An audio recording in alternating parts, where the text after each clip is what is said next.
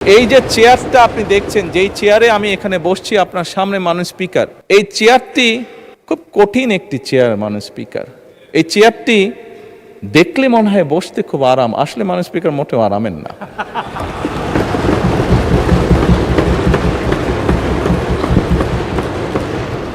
এই চেয়ারটিতে বসলে মাননীয় স্পিকার প্রতি মুহূর্তে মনে হয় যে আগুনের তপ্ত হিট আসছে মাননীয় স্পিকার। হাসার কিছু নেই, আমি যা ফিল করি আমি আপনাদেরকে তাই বলছি, মাননীয় স্পিকার, এই চেয়ারের থেকে উঠে দাঁড়িয়ে আপনার সামনে বক্তব্যে আমি হয়তো অনেক পপুলার কথা বলতে পারতাম, যেটাতে আরো অনেক বেশি তালি হতো মাননীয় স্পিকার, কিন্তু এই চেয়ার আমাকে বলে যে আমি সবসময় পপুলার কথা বলতে পারি না, আমাকে সেটাই বলতে হবে।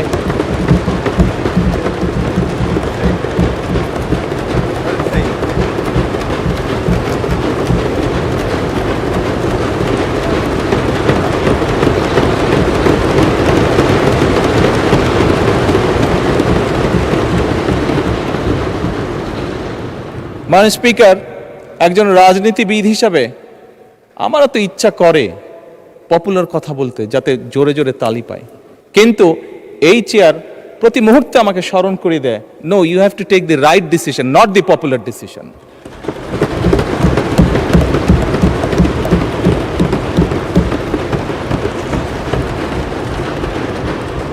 মাননীয় স্পিকার, আপনার মাধ্যমে আজকে এই সংসদের এই সবুজ চেয়ারে যারা বসে আছেন, আমি মনে করি আজকে বোধহয় আমাদেরকে সিদ্ধান্ত নিতে হবে যে আসুন আমরা পপুলার ডিসিশনে আলাপ করব না, আমরা আলাপ করব সঠিক ডিসিশনের ব্যাপারে, রাইট ডিসিশনের ব্যাপারে।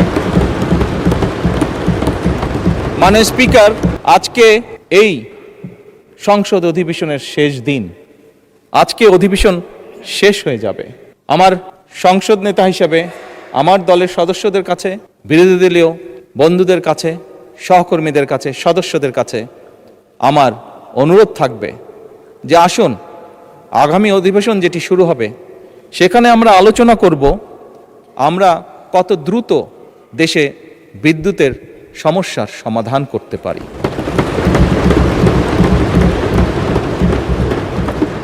মাননীয় স্পিকার, আমরা আলাপ করতে চাই, আমি আলাপ করতে চাই আগামী সংসদে কত দ্রুত আমরা কত বেশি সংখ্যক মানুষের কর্মসংস্থান, দেশেই হোক বিদেশি হোক, তৈরি করতে পারি।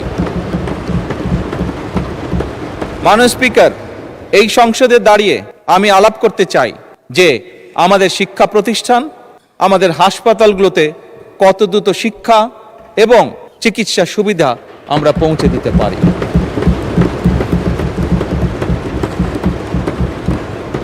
মাননীয় স্পিকার, দিনের কার্যবিধিতে আপনি যখন শুরু করেন, বিভিন্ন সময় বিভিন্ন সংসদ সদস্য বলে ওঠেন তার রাস্তায়, তার এলাকায় রাস্তা লাগবে, তার এলাকায় ব্রিজ লাগবে, কারো এলাকায় কালভার্ট লাগবে, স্বয়ং বিরোধী দলীয় নেতা ওনার এলাকার সমস্যার কথা বলেছেন। মাননীয় স্পিকার, আমরা যদি দেশের পরিস্থিতি স্থিতিশীল রাখতে না পারি, দেশে আমরা যদি অর্থনৈতিকভাবে শক্তিশালী করতে না পারি, মাননীয় স্পিকার, বর্তমান প্রেক্ষাপটে যেখানে 30 লক্ষ কোটি টাকার ঋণ নিয়ে এই সংসদ দেশ পরিচালনা শুরু করেছে, সেই দেশকে আমরা এগিয়ে নিতে পারবো না। আমরা যদি একটি স্টেবল গভর্নমেন্ট রাখি, আমরা যদি একটি স্টেবল পার্লামেন্ট এনশিওর করতে না পারি, মাননীয় স্পিকার, আমরা কোনোভাবেই এই দেশকে সামনে নিয়ে যেতে পারবো না। মাননীয় স্পিকার, এই দেশকে যদি সামনে নিতে হয় তাহলে অবশ্যই আমাদের উভয় পক্ষকে একসাথে কাজ করতে হবে। হ্যাঁ, বাংলাদেশে আইটি শিল্পের বিকাশ কিভাবে হবে এ ব্যাপারে হয়তো আমাদের মধ্যে ডিবেট হতে পারে, এ ব্যাপারে আমাদের মধ্যে দ্বিমত থাকতে পারে, কিন্তু বাংলাদেশের আইটি শিল্পের বহিঃপ্রকাশ হতে হবে, এ ব্যাপারে আমাদের মধ্যে নিশ্চয়ই কোনো ডিবেট নেই। মাননীয় স্পিকার, সেজন্যই আসুন আজকে আমরা সিদ্ধান্ত গ্রহণ করি যে আমাদের আলোচনার বিষয়বস্তু হবে এই দেশের মানুষের ভাগ্যের পরিবর্তন। আমাদের আলোচনার বিষয়বস্তু হবে